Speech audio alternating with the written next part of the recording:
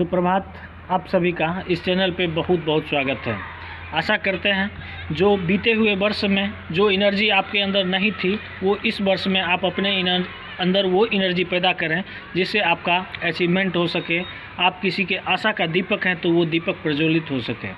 मेरे कहने का सेंस है कि आपके अंदर अगर सकारात्मक ऊर्जा का प्रवाह नहीं होगा तो चाहकर भी आप किसी भी अचीवमेंट को प्राप्त नहीं कर सकते हैं। और सकारात्मक ऊर्जा के प्रवाह के लिए निश्चित रूप से आपको सतत प्रयास करना पड़ेगा। आपके अंदर आलस और अलबेलापन होने का जगह नहीं होना चाहिए। इसकी सबसे पहली और जो स्टार्टिंग पॉइंट होती है वो है सबसे पहले दिनचर्या।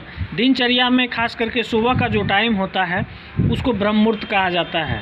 जितने भी अध्ययन करने वाले छात्र हैं या फिर छात्राएं हैं या फिर जो अध्ययन से रुचि रखते हैं, जिनको इच्छा है ज्ञानोपार्जन किया जाए, और जब तक ज्ञानोपार्जन होगा नहीं तब तक आपका धनोपार्जन होगा नहीं, क्योंकि जहाँ विद्या होगी, जहाँ सरस्वती होगी, वहीं लक्ष्मी का वास होता है।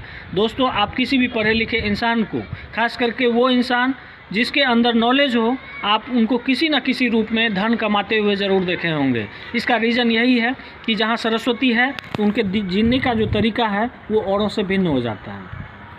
अब हम आते हैं कि अचीवमेंट और आशा का दीपक क्या है। दोस्तों, आप जो कोई भी हैं, अपने आप को अध्ययन कर रहे हैं या फिर कोई भी दैनिक काम कर रहे हैं, तो आप अगर सोच के देखें तो बहुतों की अपेक्षा का किरण आप हैं। बहुत ऐसे भी आदमी हैं, चाहे वो परिवार हो, आपके दोस्त सर्किल में हो या फिर आपका समाज हो, आपसे बहुत अपेक्षा रखता है। अर्थात यानी उसके लिए आप आशा का दीपक हैं।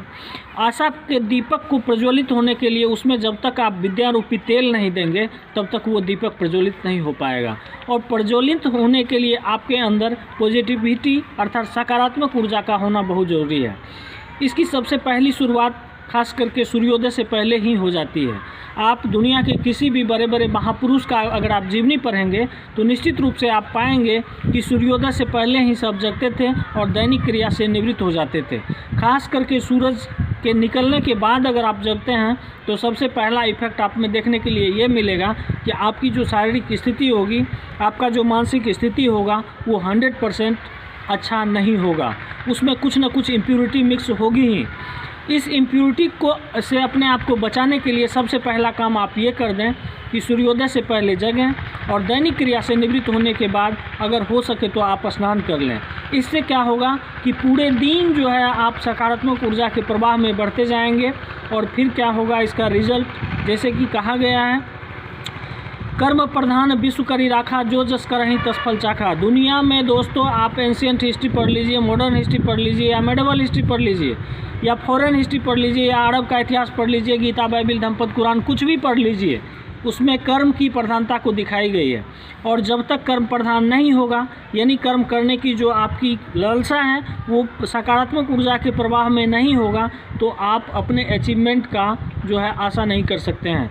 आपके अचीवमेंट का जो डिपेंडेंट है वो है आपका कर्म। इसलिए कर्म अच्छा करेंगे। कर्म 3 तरह के होते हैं, अकर्म, विकर्म और सुकर्म। इस तीनों को हम अगर डिफाइन करें तो सामान्य तौर पर ऐसा कहा जाता है कि आपके द्वारा किए गए कर्मों का प्रतिफल अगर किसी के लिए जन कल्याण हो, चाहे वो समाज हो, आपका परिवार हो या और कुछ हो, तो ये इस कैटेगरी में रखा जाएगा। जिसका ना नेगेटिव हो ना पॉजिटिव हो वो अकर्म में आएगा, ओ मीन्स नहीं। ठीक है, तो इस तरह से हम ये देख सकते हैं कि इसका जो प्रतिफल है वो आप पर डिपेंड करता है। और इस डिपेंडेंट को बनाने के लिए आप पॉजिटिव एनर्जी को अपने अंदर बना के रखिए और यही आपके अचीवमेंट का आधार बनेगा। जब आप एक बार अचीव हो गए तो फिर सारा संसार आपके कदमों में, या फिर जब आपके नहीं हुआ तो संसार के कदमों में आप हैं।